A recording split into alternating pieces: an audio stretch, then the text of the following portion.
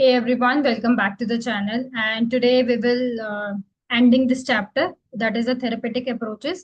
और एंडिंग करने के साथ साथ हम कुछ इंपॉर्टेंट क्वेश्चंस भी देखेंगे जो आपके एग्जाम पॉइंट ऑफ व्यू से बहुत ज्यादा इंपॉर्टेंट है। तो आइए कुछ क्वेश्चंस को देख लेते हैं।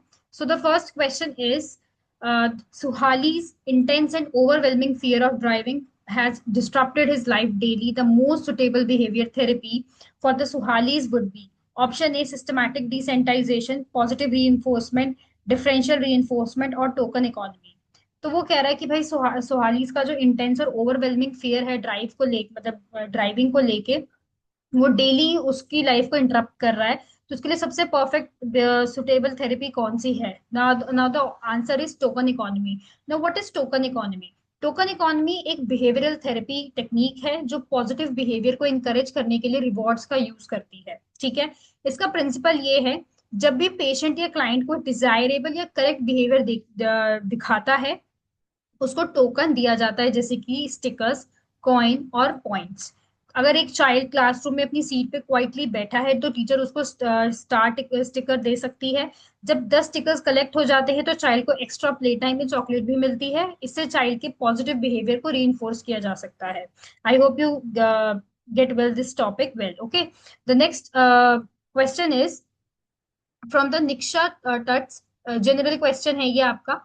What is the term used when a client learns to behave in a certain way by observing the behavior of role of model of a therapist?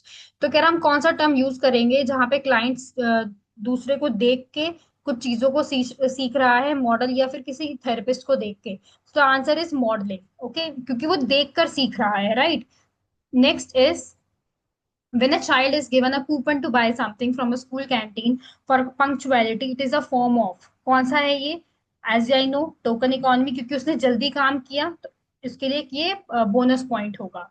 Next question is the client centered therapy was given by, जिसका आंसर है आपका Karl Rogers, जो हमने last class में भी किया था। Next is most important question answer. Question number first is explain the token economy techniques with for the changing behavior.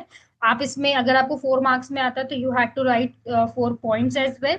Otherwise अगर 2 मार्क्स में आता है तो you can wrote well. Okay. Question number 2 is what is the concept of unconditional positive regard, जहां पे therapist क्या करता है, कन्वे करता है वर्ड और बिहेवियर को बिना किसी जजमेंट के, ताकि जो उसका क्लाइंट है वो पॉजिटिव फीलिंग लेके अपनी चीजों को आगे रख सके।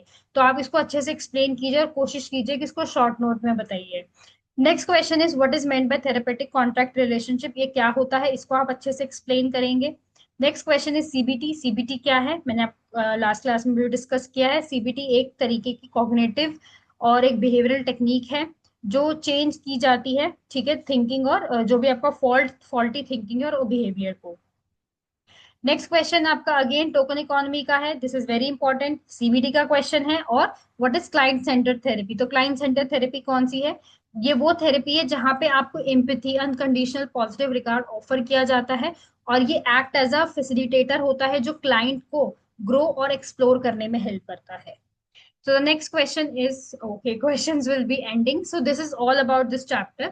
और इसमें से आपको केस स्टडीज भी आ सकती हैं, ठीक है, केस स्टडीज भी होंगी। और केस स्टडी के साथ साथ हो सकता है कि आपको 1 या 2 मार्क्स में एमसीक्यूज देखने को मिले, या फिर लॉन्ग क्वेश्चन अगर इस चैप्टर में से आएगा तो एक ही क्वेश्चन आएगा, नॉट मोर देन वन। ठीक है। So this is all about this chapter, and in the next video we will start the next chapter for the boards. I know boards are too near, so हम फटाफट से chapters को finish करेंगे so that we will revise as well according to the series. Okay, so bye everyone, have a nice day. Let's meet in the next video.